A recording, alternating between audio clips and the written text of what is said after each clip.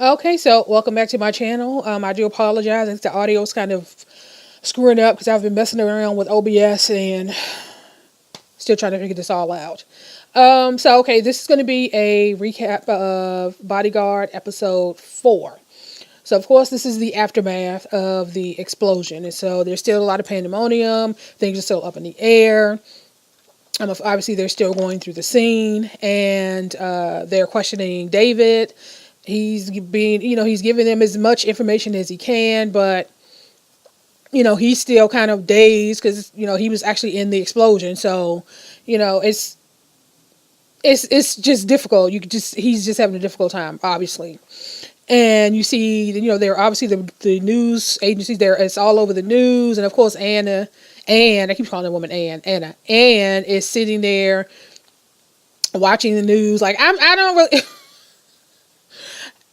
I have to say, I wouldn't be honest if I didn't think that she had something to do with it. Her and his supervisor, which I cannot remember her name, but okay, she does have a lot of enemies. So we're going to leave that there. And so you have Sharma and I forget his partner's name. They're obviously doing their part in investigating the scene, and they had some CCTV footage of obviously inside the auditorium. You can see him running up and the explosion, and it's like it was just crazy the way the explosion. It was just, you could see the smoke and the explosion like just wiping out rows of people. It was just a mess. And so he, eventually he leaves the hospital and heads home, but a team is already there. Sharma, his partner, and they had another CSI team. They want to go through they needed permission to go into his apartment, to search his apartment. They confiscated all of his computers, his cell phone, all of that to see if they could find out. So it's clear that they are working really hard to make him out to be the culprit. So he gave them permission, and they go in and search. And she found that hiding place where he initially put his gun. But I was like, oh shit, they're about to find his hidden gun. Like, oh, okay. But they didn't find anything. So she kind of sat for a minute thinking like, okay, what could have been here? But whatever. So now he's at the police station and he is being questioned. And so Sharma and his partner, I need to know her. I got to learn her name by the next episode. I don't know why I can't remember that woman's name. But they're basically asking him why he left the auditorium. So if you remember in the last episode, he saw the aide walking past the door. And so, the aide had been acting kind of weird all day because he had basically been set up by Rob. So he saw him walking past the door, and he walked out to see, and to question him, like, well, what are you doing? And the guy was like, well, I need to speak to the home secretary. And he's like, well, what's going on? What's with the briefcase? And he said, oh, it's just work stuff. He was just kind of nervous. And so he asked him to open the briefcase. He did. And all he saw was a bunch of papers. So he just went on and was like, okay, he let him go. He went back to obviously he went back to the auditorium. And that's when he saw, I think her name was Kim, PC Knowles is the woman he saw running. And that's when he started running towards the stage. And that's when the explosion happened. And so he's basically explaining the sequence of events. And so they asked him about, did he physically inspect the briefcase? And he was like, well, no, it just like a bunch of papers. He was cleared. He's an aide through the government. So he's been cleared. He's gone through all the security checks, So it was just looked like a bunch of paper. And they said, well, what did he want? He said he wanted to speak to the aide, speak to the home secretary, and he wanted access to the backstage. And they said, was that normal? He said, well, I don't really know. That's not my area. Again, he was not responsible for, his job is to secure her. He wasn't responsible for the actual, the security sweep that the team do before the person arrives. He's not responsible for that. He said, that's really not my area. And so, what you see on the images that they had was the guy, he made it backstage with the briefcase. And so they're speculating that the briefcase was the bomb. And so they're trying to figure out, why didn't you physically inspect the briefcase? He's like, it was a bunch of papers. I didn't think anything of it. And he obviously, not thinking that, okay, he may have showed him one briefcase, but if this, if this attack was, a sophisticated, it's so sophisticated, obviously it could have been another briefcase behind the scene that looked exactly the same. So even if it did come from a briefcase, it doesn't necessarily mean it was the briefcase that the guy had. So, but they ain't looking at it that way. They're like, okay, you're responsible for protecting her. You saw the briefcase. You didn't physically inspect the briefcase. We think the explosion came from the briefcase. What is your, basically your situation? What is going on with you? What is your involvement in this? And he, was, they basically saying that, this is the second time on your watch that her life has been threatened. In the previous episode where the guy was trying to shoot her and her driver ended up being killed and that whole situation. Is there something going on that you're not telling us? And he was like, well, no.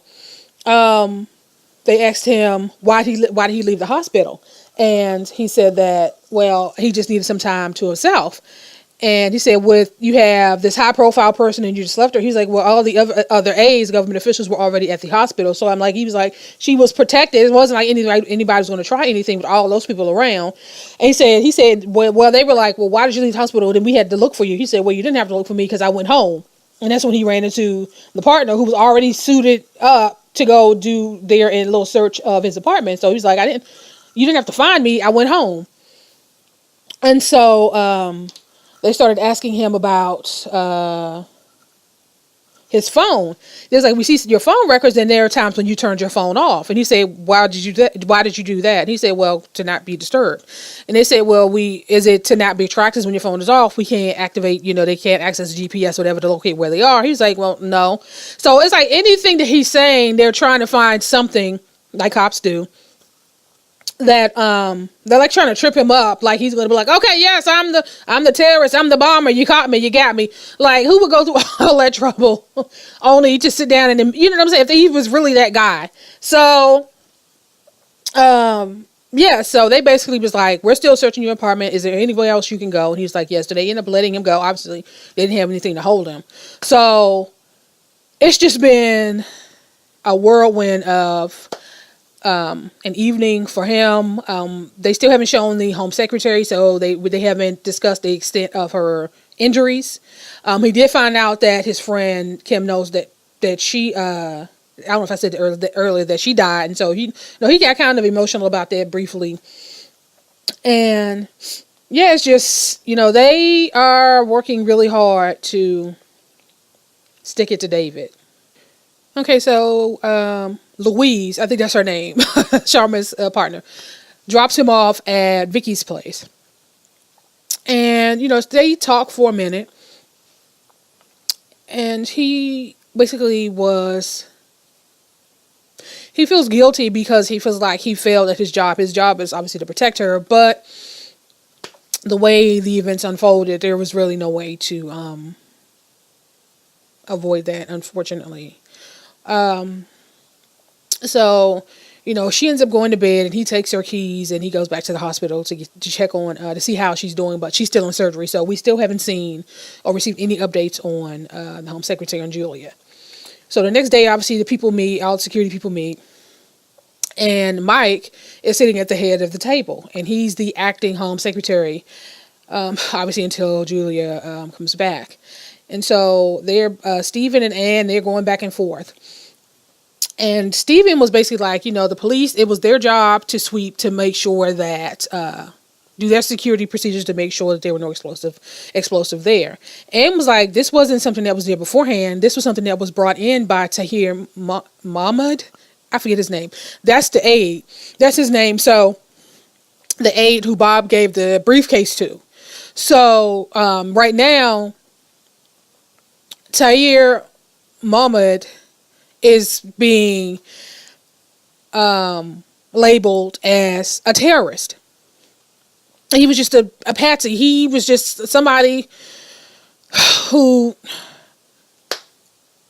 trusted the wrong person. But at the end of the day, there was really no reason for him to think ill of Rob. So, it wasn't like who would have thought that? So he was just a convenient patsy. But at this point, they don't know that. So right now he's looking like the terrorist.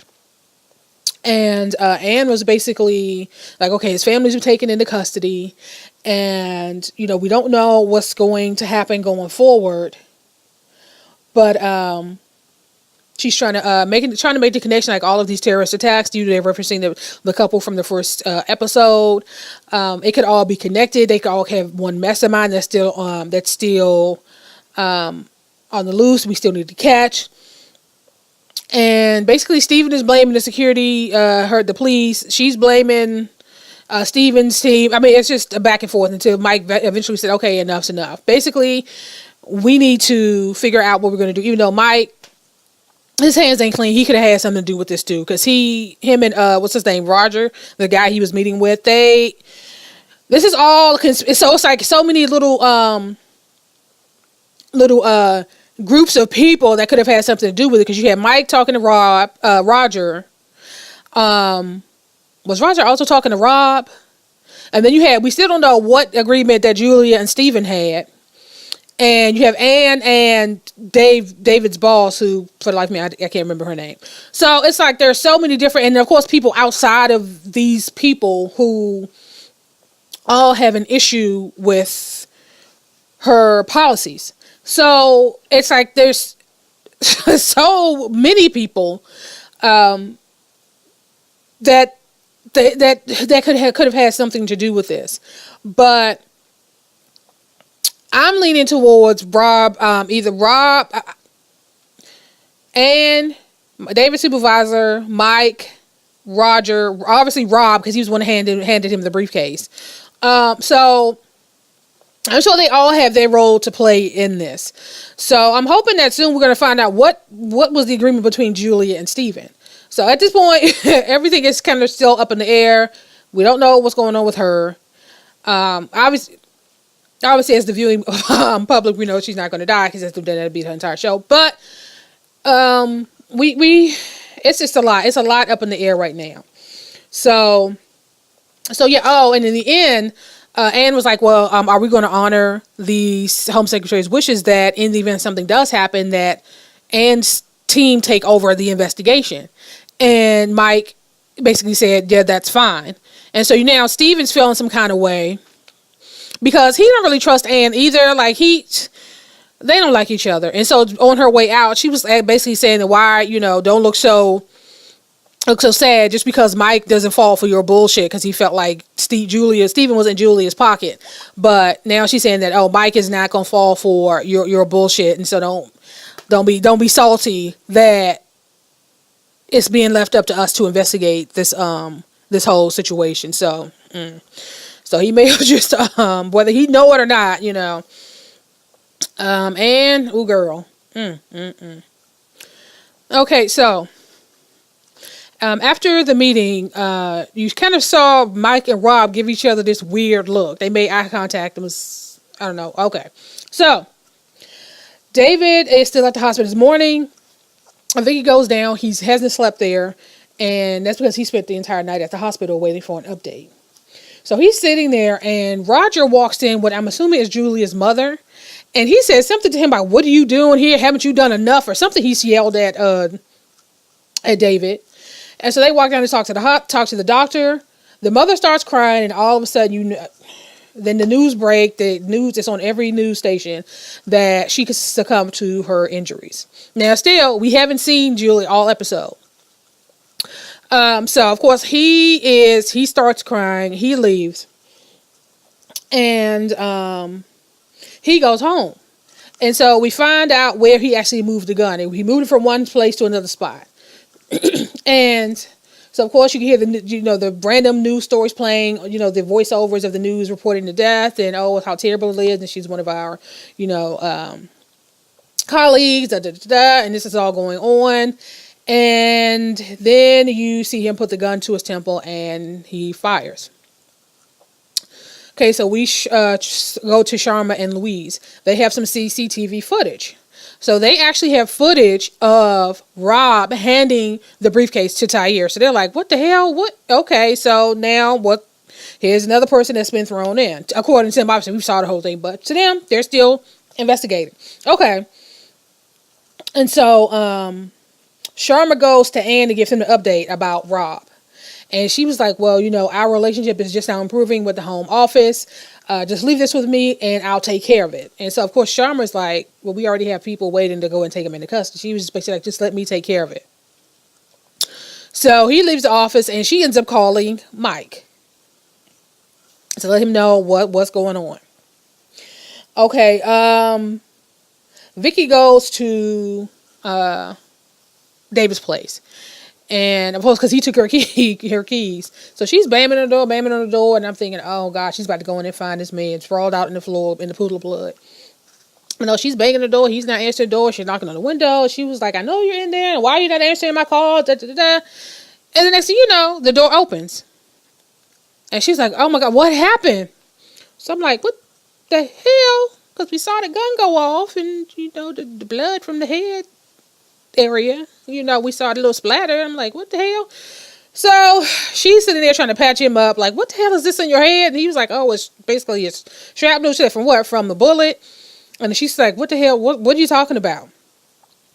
And he basically told her, but she knows he was trying to kill himself. And of course, she got emotional because that's the father virtue. She's like, what about the kids? And what were you thinking? And you can't keep pretending that you're okay when you're not. And he was like, she was like, she asked him a question about the gun. He said it was a blank. And she's like, why would it be a blank? He was like, I don't know, it wasn't supposed to be. And so he started, he was like, he thinks that someone had access to his apartment. It got into his apartment. Hold on, let me flip my little notes. Okay. So she was basically like, you know what? You can't stay by yourself. So she ends up taking him with her, and he goes to her house, back to the house. And so,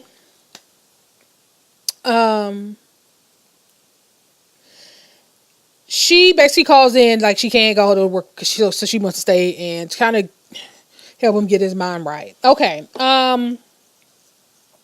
So Rob, so Sharma and Louise end up bringing Rob in for questioning. Obviously, his attorney is there, and he looks so freaking guilty. He's stuttering and stammering and asking them questions like, "Why did you travel?" Because initially he was supposed to travel, but he ended up telling Tahir that he couldn't, and that's when he ends up handing Tahir the briefcase, and he was like, "I had so much work to do, that's why I couldn't travel." Da, da, da, da. And then they showed him a photo of him handing Tahir the briefcase, and he really got shocked. Like, well, I was just they said, well, where'd you get this briefcase? And it took him a minute, and he was like, oh, I was giving Tahir back his briefcase. And then Sharma was sitting there like, well, you took a long time to answer that question. He was like, so what was in the briefcase? He was like, oh, just paperwork that the Home Secretary needed. He said, so what did, we checked your phone records and we see this phone call you made to him shortly before the bombing. What was that about? And he was like, maybe it was just me, checking up and making sure everything was okay. He said, you think we find that suspicious that you called him and shortly after that, there's this explosion. And so that was basically, how it ended. They didn't have enough to keep him, so they ended up having to let him go. And so now they're back at the office. They're walking through, and now they're looking at the photo of David checking the briefcase. So a flashback to David, and David goes back to the hotel where he stayed when she was in protective custody. And he went to security to look at the video footage because there was this guy that came to visit her named Richard Longcross or something like that. And what he noticed, that there were a lot of gaps in the recording. Like someone had gone in and deleted footage. So this man was nowhere to be found on the footage. And even the security guard couldn't figure out why. Because he's saying that nobody accessed the recordings, the footage. And so basically from inside there, it wasn't tampered with by them. But obviously, Home Secretary, you're dealing with people, the government. I mean, come on now, let's not. So basically, in the end, he's figured out that the footage of this man has all been deleted. It's been erased. And so we flash to Actually, I skipped a part. So David, it's the morning, and David is talking to his ex-wife, and he was like, I think something is going on. He said, why do you think that? She said, why do you think that? And he was like, well, somebody had access to my apartment. Somebody switched out the bullets for the blanks. And there's something going on here, something, basically that I'm not seeing. And she's like, the police would have found, he said, well, if the police would have found an illegal gun, they would have confiscated it. They wouldn't have, nobody would have changed out the rounds. We're talking about somebody who knew exactly what they were doing. And where the gun was found, it's like, how would they even know it was up here? But anywho. And so that's what prompted him to go to the hotel to start digging. And he went to the hotel and found out that the footage had been tampered with. So, Sharma and Louise call Anne to give her an update on, what's going on. And Anne was like, we probably need to talk to Nadia again. And Nadia is the woman from the first episode on the train with the bomb that he helped. Basically, he helped her not get a bullet in her head. And so they figured like he had some kind of rapport with her. She trusts him. She's comfortable with him. So see if we can get him in to talk to her to find out about these bombs, to see if she could tell us who's been making these bombs. Okay, for some reason he decides to go. He agrees. He goes in, and so Louise is driving. He's in the back seat, and so she asked him a question about his hat. He didn't respond, and she's like, well, you may as well remove the hat because you're going to have to do it anyway. I guess going through security, you couldn't have that on. So he took it off, and she saw like it just looked like a bruise or something. And she's like, well, what happened there? They didn't happen in the blast. And he's basically saying that he had either fell or hit his head or something. Basically, it happened at home. And so they get in, they start talking to her, Nadia, and she's, basically saying that she got the bomb from her husband. She's not sure where he got the bomb from, who he got the bomb from, that, he would meet with people, but she wasn't allowed to go. He would actually lock her in the house. But there was this one time he allowed her to go, and they met with some guy. The guy gave him something that she cannot remember what it was. And so they set out some photos, some mugshots of some individuals. And of course, Tahir's photo was in there. And so she looked, Tahir's photo, was like on her left side, and then there was like some photo. There was a photo on her. It seemed like on her right side that she saw and kind of got scared. She kind of looked up at David, and then she looks over and she kind of focuses on Tahir's photo, and then she looks at him, and I'm like, what's that about? Because there's no possible way that she could know. Tahir was a patsy. It's obvious that he was a patsy. Okay. But in the end, she was, she couldn't really confirm any of these individuals, him meeting with any of these individuals. So they decided to take a break, and they took her, I guess, back into custody. So before leaving, David pulls Louise to the side. He was like, something's going on here. And she was like, somebody has had unauthorized access to my apartment or his flat, and there's just, some stuff going on. There's some stuff, and he told her about the footage being erased from the security cameras at the hotel, and he brought out Richard Longcross, and like there's something going on here that's unseen. A lot of stuff that's going on behind the scenes. And so she's basically like, my job is not to investigate this Longcross person, it's to investigate this. And she basically was like, that's not where I'm at. And so he, goes to security, leaves the building, and she goes up to talk to Sharma. They watched him leave, and Sharma was like, there's something up with him. I don't think we're getting the whole story from him. I don't trust him. Blah, blah, blah, blah, blah, blah, whatever.